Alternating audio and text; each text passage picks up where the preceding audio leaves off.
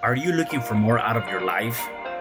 Do you need ideas on how to start new businesses and how to move forward in your own personal life? Well, guess what? You have come to the right radio show.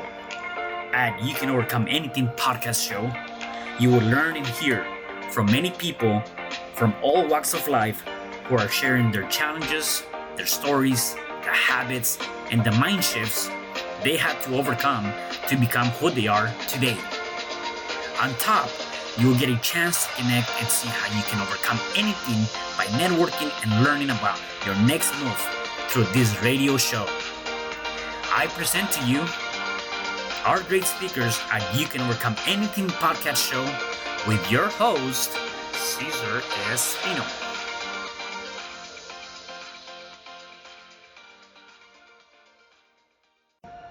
Are you looking for more out of your life? Do you need ideas on how to start new businesses and how to move forward in your own personal life? Well, guess what? You have come to the right radio show. At You Can Overcome Anything podcast show, you will learn and hear from many people from all walks of life who are sharing their challenges, their stories, the habits, and the mind shifts they had to overcome to become who they are today. On top, you will get a chance to connect and see how you can overcome anything by networking and learning about your next move through this radio show. I present to you our great speakers at You Can Overcome Anything podcast show with your host, Cesar Espino.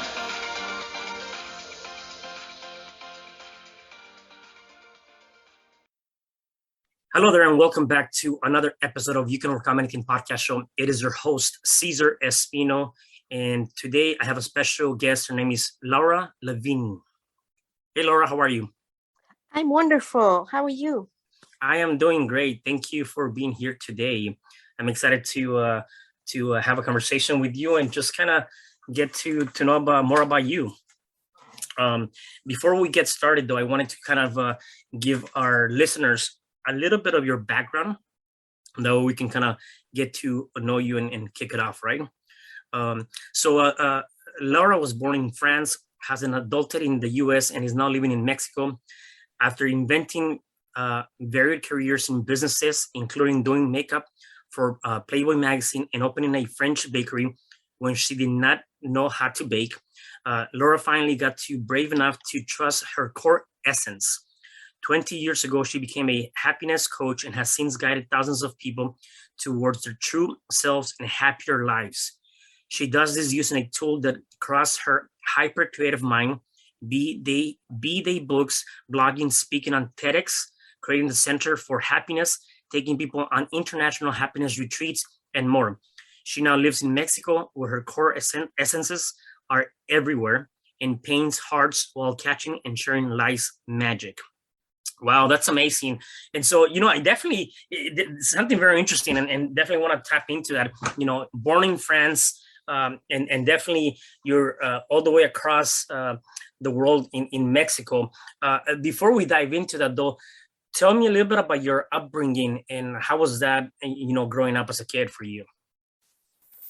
Well, I grew up in France with a family of very entrepreneurial people, a lot of artists in my life growing up. My parents, there was the good side and the bad side of that. Mm-hmm. The good side was that I was sort of mentored into, you can do whatever you want, like anything is possible. Okay.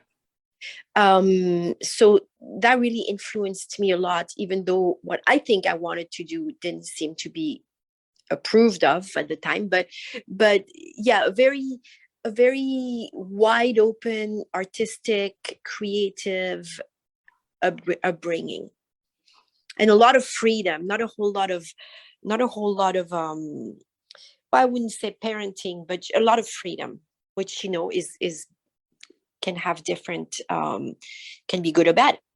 Yeah, definitely. Or both. Yeah, right. And so as you were growing up, I mean, I know we're always asked that question. It's like, when I grow up, I want to be this or I want to be that.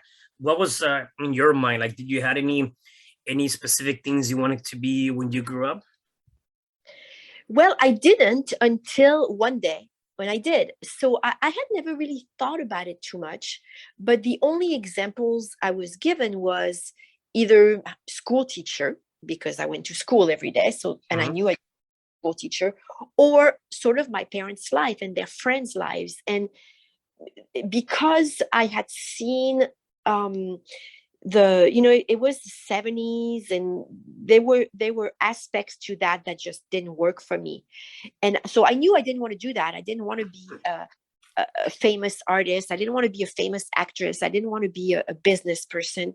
So I didn't know, and I didn't really mind too much that I didn't know. But one day, I don't know how it came about, I learned about people whose life is to help other people. And Hmm. I learned the word for that. It was called being a social worker. And I couldn't believe that I didn't know about that. And I had found it in, I heard that they spend time in their offices helping people with their life. And I thought, oh my God, that is exactly what I want to do. So that night at dinner, I announced to whoever was at dinner that night that I knew what I wanted to do when I grew up. So everybody listened, and I said, I want to be a social worker. And Caesar, the energy, there was no words needed. The energy was so shocked, and also there was a touch of shame to that, because my parents lived a very glamorous life, and there's nothing glamorous about being a social worker in their mind. And it was very quickly apparent to me that this isn't cool. Like, don't say that again. This is not cool. And somebody said, oh, that's cute, honey, or something like that. So I shelved that for years and years and years and years, because like when you get this burst and it's cut at the root, you just take it away. It's like, oh, better not say that again. Hmm. So that's what had come up for me very, very young, is I thought I wanted to be a social worker, but I put that away and started to think about other things, and life went on. Yeah. At which point did you say, I'm leaving France to venture out into a different country? I didn't. I Okay. very much wanted to stay in France. But when I was 16, my parents moved to the United States. They had been wanting to move for a long, long time. My dad grew up part of his life in the United States. He was a Jewish man, and he was the relative of a famous politician during the war. And so his parents whisked him away to the United States, where he stayed during the war. And when he came back, he knew he wanted to go back someday. So I grew up with that. It felt like a threat to me. One day we're going to move to the United States. And I knew I didn't want to do that.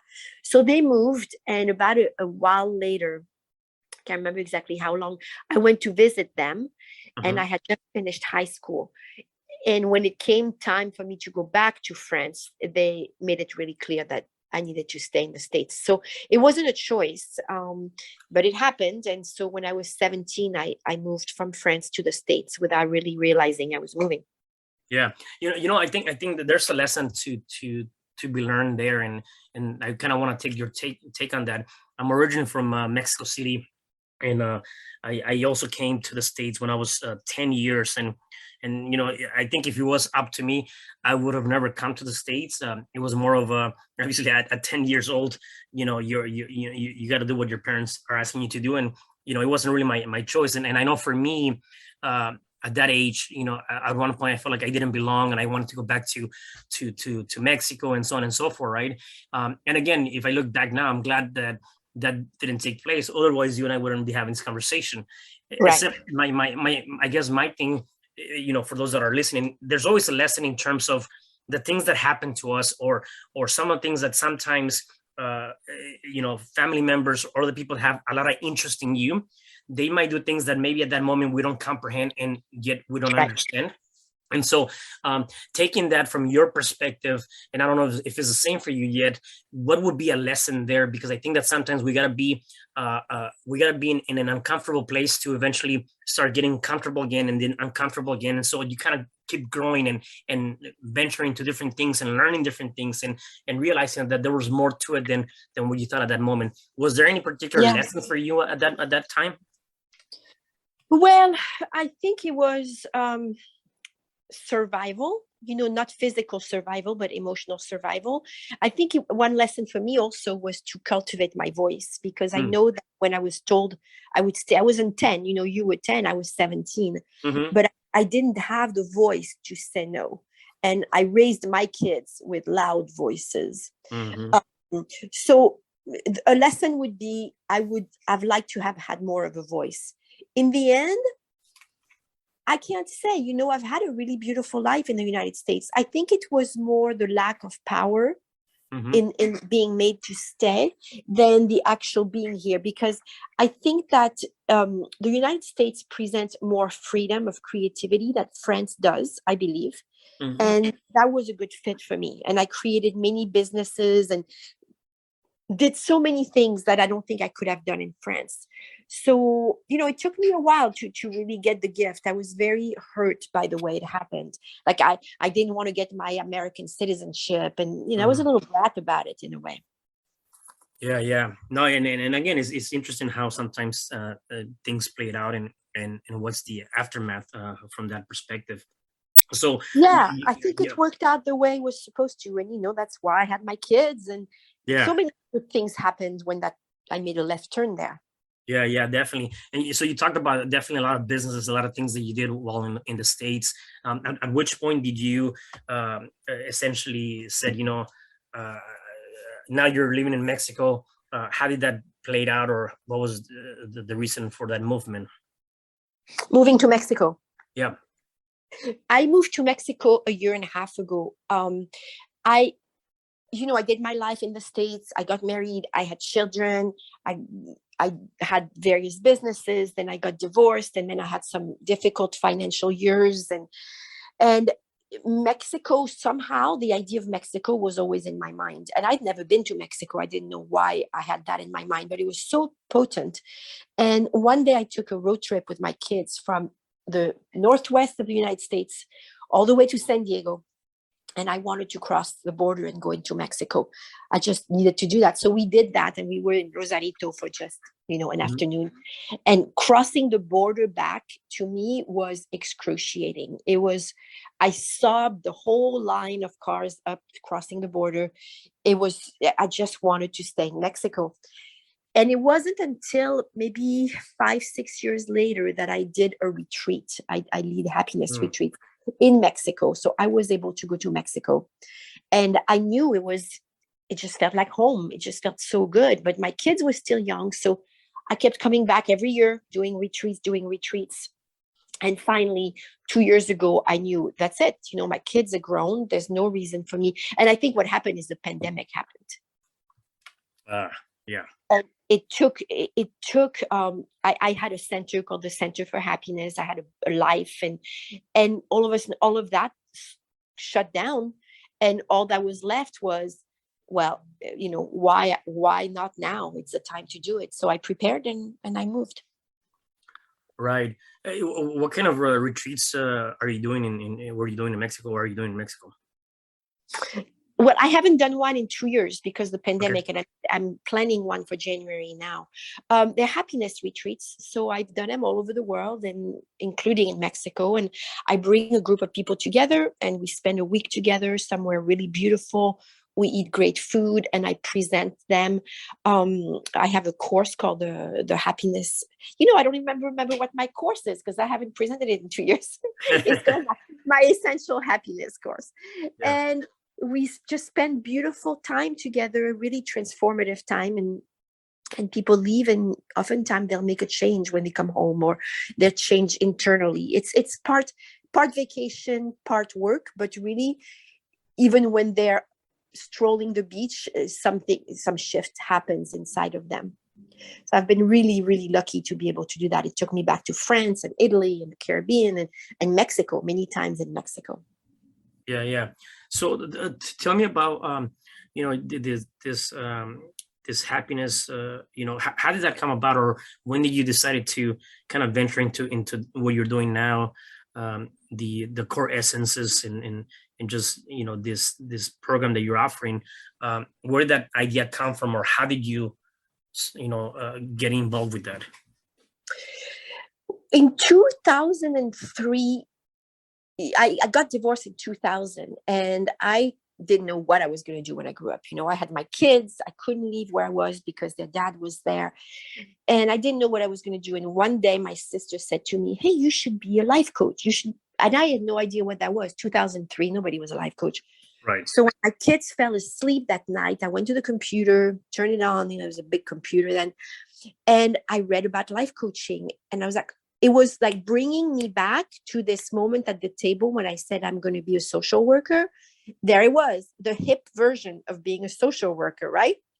I was going to get to help people. And I stayed reading about life coaching till the sun came up. I couldn't believe that I had found that it existed, that something like that existed. So I started working towards gaining clients, and I developed programs. And I did that for about 8 years. And one day I felt like I needed more connection, more community. And I opened in a 100-year-old ballroom there in the island where I was living. There was a beautiful, beautiful building with a ballroom.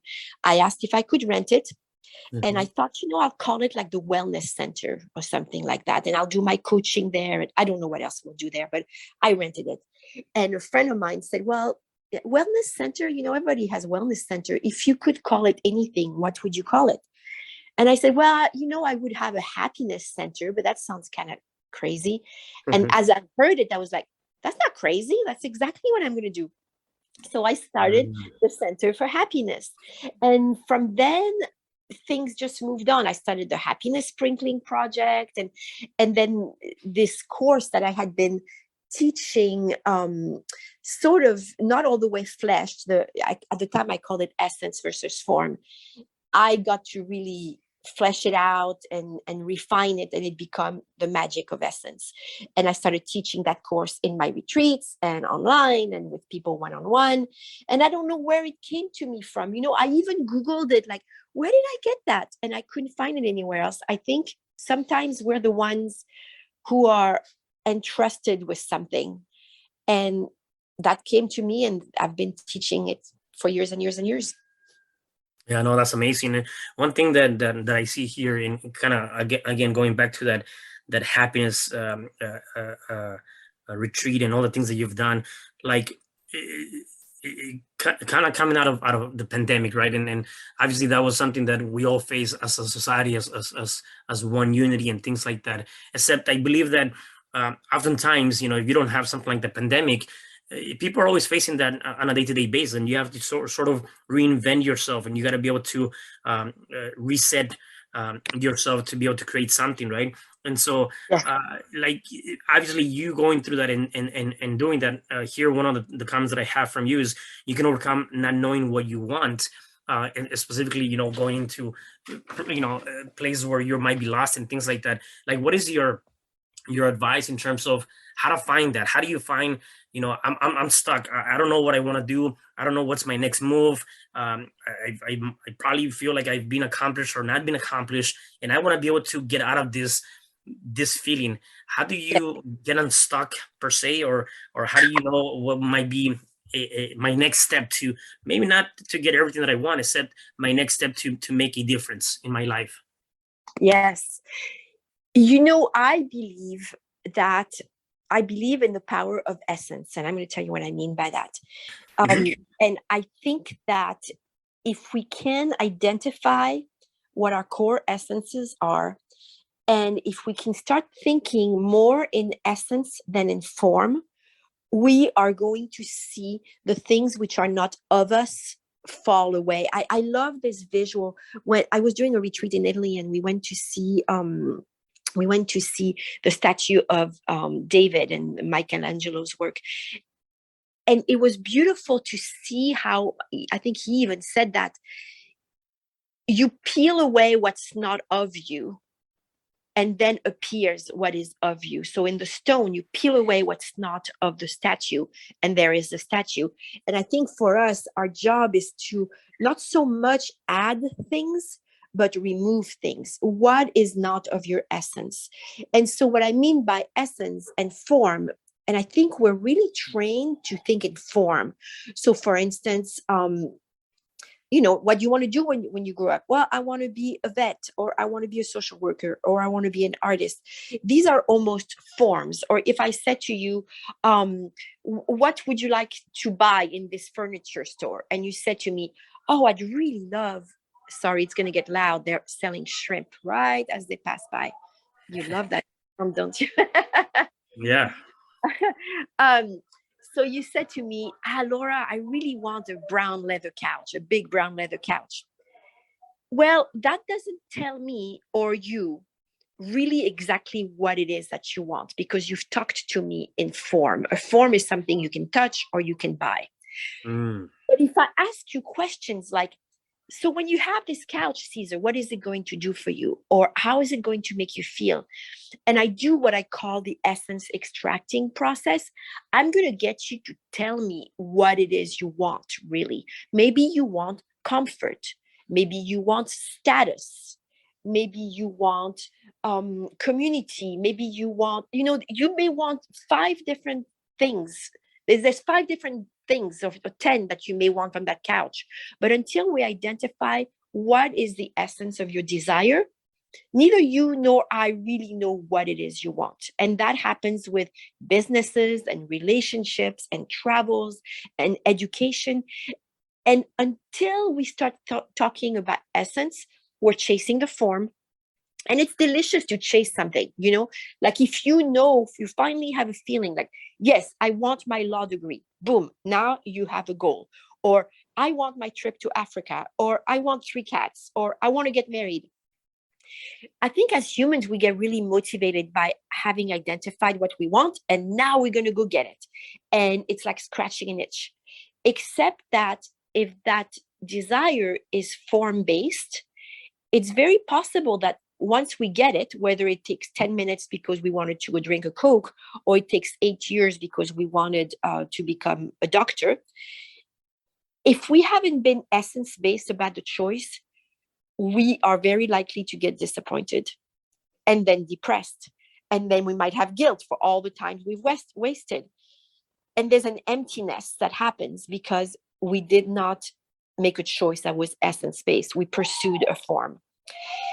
And so that's the gist of it. What I love to do is to get people in touch with what their core essences are. What is it that they want? The core essences are essences that we all come in yearning for. So if you think of having like a little electric panel in your home with maybe 5 light bulbs, and each light bulb is one of your core essences. If one of your light bulb is dimmed out, chances are you're not going to tap into that feeling of creativity, freedom, forward motion, and joy, because one of your light bulbs is not turned on. So finding out what those light bulbs are, I believe, is crucial to being satisfied with your daily life. And then when you're satisfied with your daily life, you're able to really shine your light to the world and share your gift with the world, because you're firing on all cylinders. Wow, that's amazing. So essentially you're extracting the feelings, the emotions, the inner aspect of your being, right? To be able to give it more of I guess from what I'm listening here, give it more of a meaningful aspect in life, right? I mean, it's kind of like the in a different form, I guess. How I can kind of relate it is, I believe that it's good to do affirmations and do all that stuff, right? Except just saying I am this or I am that, without really putting in the feeling, the emotion, the physiology, the tonality, is really not doing anything, because you're not triggering that inner being, right? And Exactly. it seems like that's exactly what part of it, and maybe not a whole, but part of it is really extracting those feelings, those emotions, the things that are actually going to trigger and make that change. Because I see it, oftentimes we as a society are driven by the materialistic things, right? Except that by itself is not a big motivator to be able to get us to the next level. It might be a temporary fix, not necessarily a long-term fix, at least from my perspective, right? Yep, I totally agree. And you remember when The Secret came out? Yes. This okay. So The Secret, everybody got so excited. Oh, we can manifest whatever we want. And I think the missing part of The Secret was that they were manifesting, and I absolutely believe in manifesting, Mhm. except I believe that we need to manifest from essence and not from form. The universe really responds to the language of essence, is my experience. So in The Secret, they were telling you, oh, you can manifest this Maserati, or you can manifest, but until we know why you want a Maserati, Right. it's not going to matter. Like, I'll tell you this quick story. Do you have time for a quick story? Yeah, of course. Okay. So I was doing this talk years ago about essence and form. And I was at the podium, and I asked, before the break, I asked everyone to fill out the little card I had left on their table, on their chair, and write down one form that they were yearning for. So everybody wrote, they gave me the card, they went on break. I went through the cards real quickly, and two of them were the same.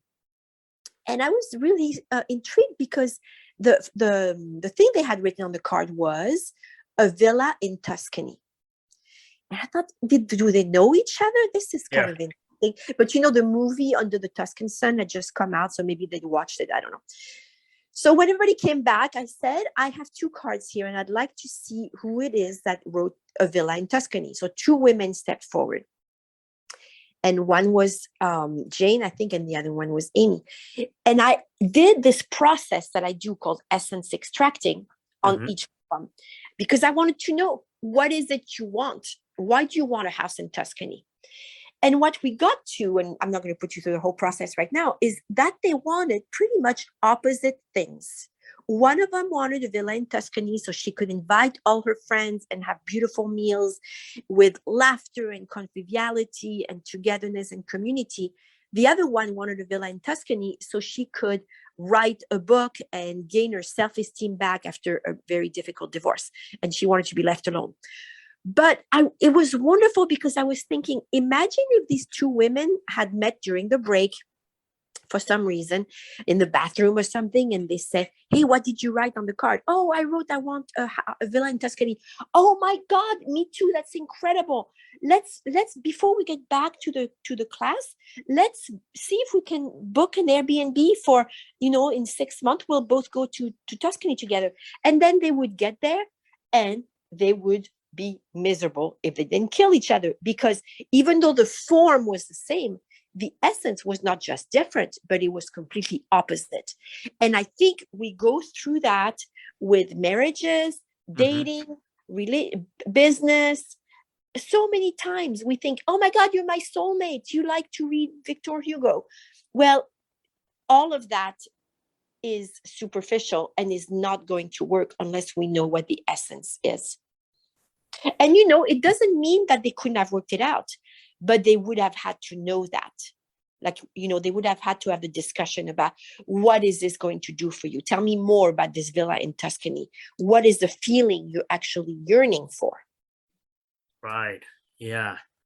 No, that's definitely is very interesting, and I like I never really heard it that way, and again, I see the power of being able to identify what is the deeper meaning, and as you mentioned, the essence of why you're looking for a particular outcome, or you're looking for something in your life, and I think that definitely that's part of that missing link in many people's lives, where we you hear this, people that go to their 9 to 5, they have a really good job, yet they're still miserable, and part of that is because I believe is that is they're the essence is missing, the primary objective is not there yet, or hasn't really been identified, and and Right. and so people, unfortunately, whether it's work or, as you mentioned, relationships or things, whatever you might be doing, you may not find yourself in the right place just because you haven't been able to go deep down into that. um, Yeah. yeah, that's definitely interesting. And so, tell me about the idea of your TEDx talk too. I mean, that's obviously something huge. Many people love to be part of that. Were you covering the core essences? No, Okay. I about joy. Ah, okay. I talked about the power of joy. I had just started a project which became a big international project called the Happiness Sprinkling Project. Mm-hmm. And so I covered that, but mostly I talked about the power of joy. Ah, okay, okay, got it. And I Got it. talked about how we are in charge of our thoughts. And when we are leaders, whether we are leaders of a family or a company, or even just our thoughts, we have the power to flavor the experience. So one of the moments in the TED talk that I talk about is my son's 7th birthday, where I had made him a cake, and his dad and I had just separated very recently. So it was the first of everything, the first birthday without dad, the first this, the first that. And I had made a cake, and it seemed like everything I touched was toxic for some reason. I made everybody sad. He told me it was just really a hard, difficult time. But I had made a cake because I was a baker. I made a cake. And when I pulled the cake out of the fridge, the cake fell. And it fell face down on the floor. And my 3 kids and one of their friends were there, and they were looking at me, and they were aghast. They couldn't believe that the cake had fallen on the floor. And in that very moment, I knew that I had to make a decision, and I had to decide, what are we going to color this moment? What I didn't think in essence at the time, but basically, what are we going to have the essence of this moment be remembered at? Do you know what I mean? Yeah, definitely. No, I definitely understand that. Yeah. And so, it could have been the essence of failure. It could have been the essence of sadness. But I decided, I don't even know if it was a conscious decision, but I knew this was his birthday and we weren't going to get bummed out. And I said, everybody eat the cake from the floor. And they looked at me like, she's finally cracked, like she's lost her mind. We knew that was going to happen. And there it is. And one of them, his friends, just said, all right. And he just got to the cake on his knees, started to eat the cake. And I said, with your faces. And it was a crazy moment of 4 kids eating the birthday cake from the floor, a floor which I may or may not have mopped before, because I didn't expect anybody to be eating from the floor. But it was a very defining moment of, we get to decide what the essence of a moment is. Yeah, and that's been very interesting, and maybe I want you to kind of go deeper on that. When we're talking about the idea and the thought that we can control all of our thoughts, right? And having that said, I mean, there's so many thoughts that are happening at any given point in a day, right? I mean, last time I checked, there's about 60,000 thoughts per day going through my head, and 80% of them are negative. 95% of them are repetitive from previous day. And so having that said, and knowing how much is going on in our heads, and the fact that we are able to control that, I guess the question that many people might ask is, well, how do you control it, right? And how is it that the mind or the thoughts can either make it or break it for you? Right. And if that's the case, why is it that I'm still, not able to really take that the power of that and utilize it to my advantage? Yes. Well, in my case with the cake, it was survival. It was my kids. And, I don't know if I would have acted that way if it had been me or another adult. But when I saw my little kids' faces, I knew that it was survival of their mental state. So there wasn't even a decision-making process. It was almost like a reflex. Like I could not have them be sad. I just couldn't do that. But in normal times, one thing that has helped me a huge amount, and I still get a whole bunch of thoughts, and a whole lot of them are what they were yesterday, but a lot less than in the past. And it is the Artist's Way. Julia Cameron, I took her course, The Artist's Way. And in her course, she presents a technique called the morning pages. And those darn morning pages really changed my life. And here I am, teaching courses all over the world. And I wrote books and blah, blah, blah. And here's this technique that this woman developed that's so simple. It's free. It changed my life, Caesar. I did it. I did the course, a 12-week course. And I think 3 months later, I was putting on a backpack and leaving everything and went to Europe for 6 months by myself. And it brings you to a place that is so close to you that your thoughts, well, here's the technique. It's very simple. Every morning when you wake up, you write 3 pages, longhand, no computer. And it is a brain dump. It doesn't have to be pretty. It doesn't have to make sense. If you run out of things to say, you might talk about your grocery list. It doesn't matter. You just write 3 pages every morning.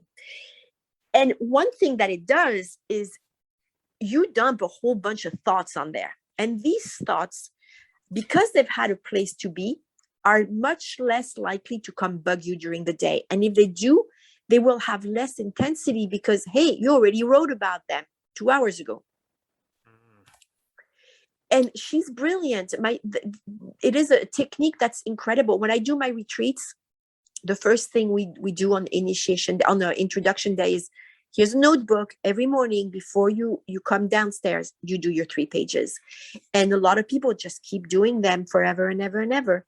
So it's a really great tool to kind of clean out the cobwebs. And yeah, you still have however many thousands of thoughts, but there is a different quality to them. And there is a different intensity to them. And I think there is a different quantity to them as well. So big shout out to Julia Cameron and her morning pages. Yeah, awesome. Yeah, and definitely it's you gotta constantly work on your mind, I believe. Just like if you want to have a healthy body and have the body built that you always want, and you got to put the right ingredients, exercise the body. And I think it's the same thing with the mind. You want to be able to put in the right ingredients, hence, what are you listening to, what are you watching, how you talk to yourself, and then obviously also exercise the mind through reading and writing. And as you talked about, doing that writing dump of all the information. And I always like that concept, because I feel like that's like you're downloading everything that's in the computer into a piece of paper. Yeah. And you're pretty much getting rid of all of that, and then you're just utilizing what might be best for you, right? So definitely a good exercise to do. And who you hang out with also. Right, exactly. Right. Yeah. I totally agree with that. I actually believe, I think it was Jim Rohn that talks about the average 5, and I always like take it further in terms of that. I think the average 5 should be really composed of 3 different groups of people. One would be someone that you look out to. It could be like a mentor or somebody that you're learning from that is willing to teach you so that it can take it to the next level. And again, a lot of times comes in the form of a mentor. The second group of people, I believe, are people that are probably at the same playing field as you. And what I mean by that is that they're probably side by side with you. The difference is that they're not competing with you. They're actually helping you out. They're edifying you. You're creating joint ventures. You're doing things together to really make a difference, right? So you're not creating the competition, which you often see in the corporate world, right? And then the last group of people, I believe, is people that are where you were before. In other words, there are people that want to get to your level now. And so this gives you the opportunity to reach down and bring them up to you, so that can come in the form of service or being a servant to somebody else. And I believe that when you take those 3 elements, to me, that's the average 5, because there's a common denominator there, and they're all trying to get to the same place that you at one point wanted to get to. Oh, that's lovely. I've never heard that. I really like that. Thank you. Yeah, definitely. Definitely. So if people wanted to connect with you, where can they find you? How can they connect with you, learn more about the things you have going on? You can go on my website, and it's called lauralavigne.com. Awesome. Well, that's amazing. And I just have one last question for you. Actually, 2 last questions for you. Definitely you've been in many different places. You're having and taking this life of of the essence and happiness and things like that. What are your rituals? What are your habits? What are the things that you do on a day-to-day basis to put you in a positive state of mind, or to get you going each and every day? So, I'd like to say that I do these things every day, and that probably would sound good if I did, but it wouldn't be true. So I'm going to say things that I do a lot. Yep. I have a gratitude practice. Actually, I have a Facebook group called the Gratitude Challenge. It was called the 90-day Gratitude Challenge, but it started 10 years ago, so we blew that calendar date. But anyway, gratitude, turning towards what works. So I do that. I try and meditate every day, even if it's just a little bit of time. And so let's see, a gratitude practice. I try to meditate every day, and I try to follow my body's rhythms, which is, for me, I really like going to sleep early. And occasionally I will stay out late, and for some people it will be the opposite. For some people, the natural body will be to be up till 3 a.m. If so, it would be really good if they could create a life that works with that. So I try to follow my body's rhythms. I orient towards gratitude, and I do the morning pages. That really works really well for me. And that's about it. And looking for the gifts. It's an automatic thing for me now. It's like something breaks, I'm like, I wonder what the gift is here. And sometimes you don't find out today, but you're going to find out tomorrow. And the other thing I do is I connect with friends every day. Nice. Here, sometimes it might be on the phone. It's been on the phone a lot, but I connect with friends every day somehow. Okay. No, that's awesome, man. What do you do? Tell me what you do. Yeah, so I actually do a couple of different things. I also do journaling. I like to journal, kind of, again, going back to that brain dump. I also do reading every day. I do affirmations before I go to sleep, 15 minutes before I go to sleep, and also about 15 minutes when I wake up. And then every day I do 2 power walks in the morning. One of the first things I do as soon as I do my affirmations, I get up, I go and do a power walk for about 45 minutes to an hour. And then I do that also at night. And I like to go out and obviously I live in Los Angeles, so there's not much nature, but nevertheless, I still go out and out and get some air. It's just a good way for me to kind of do that. And when I do that, I do listen to either podcasts or motivational videos, or I'll put some sort of audible books. And so those are kind of like my practices that I do on a day-to-day basis, just to kind of get me going. Yeah. Beautiful. I forgot one. I clean my house. There you go. Yeah. And that's definitely, believe it or not, that's therapy. I mean, there's things like that help people in many different aspects, right? Yeah, it's beauty and order. It's just really important, even though my house kind of looks, I'm in Mexico, so it doesn't look necessarily orderly because it's very colorful, but it's really important to me that my bed be made, my dishes be done, I sweep, whatever your standard is, to bring this baseline of order, and then you can build onto that. Or for me, I need a baseline of order in order to get into whatever chaos might show up for the day and be able to dance with that. Yeah, that's awesome. The last question I have for you, you've given us definitely a lot of great tips for the people that are listening to us in our might be going through some sort of challenge, whatever challenges that might be. What is one or a few things that they can start doing now to start overcoming that challenge, whatever that might be?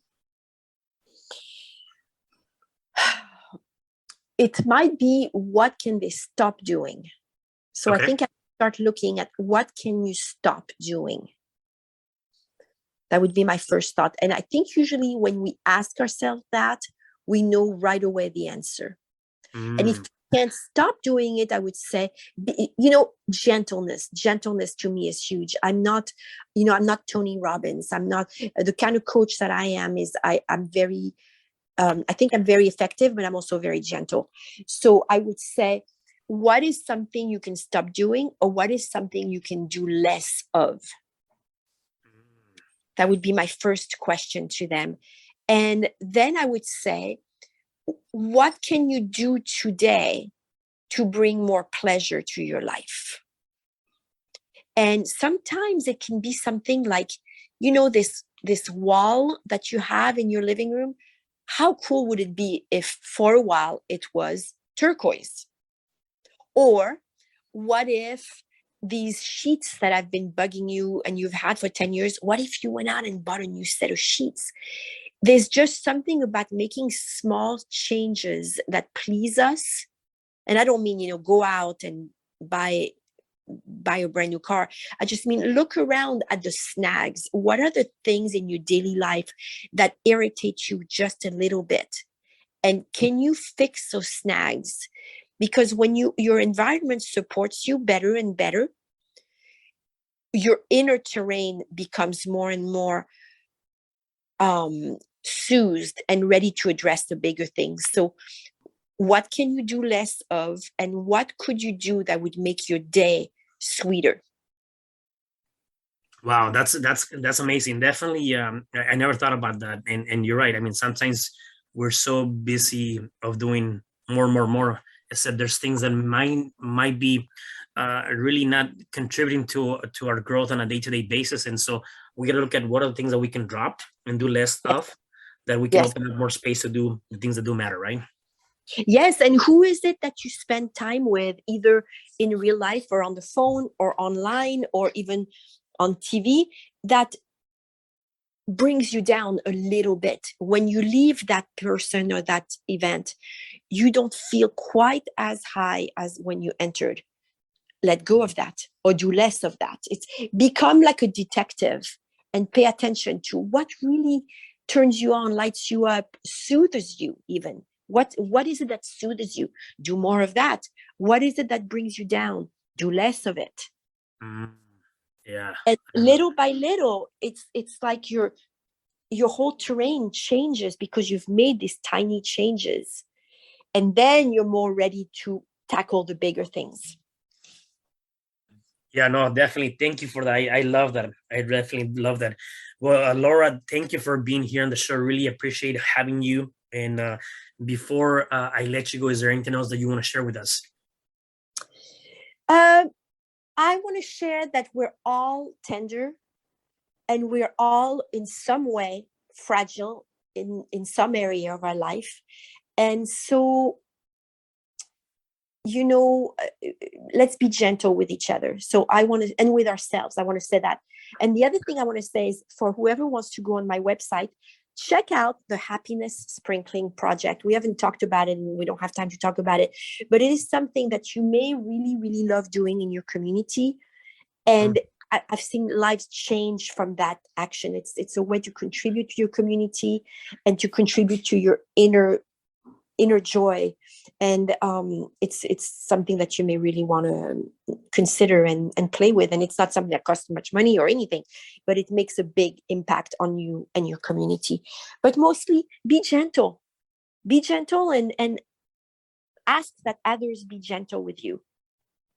Yeah. There's just too much roughness out there to not ask for gentleness from the people around us, and for us to give it to others. Yeah, no, I love that. I love that. Well, Laura, thank you again for being here. Really appreciate that. And yeah, for the rest of you guys, do me a favor. Please go ahead and check out her website and go ahead and connect with her.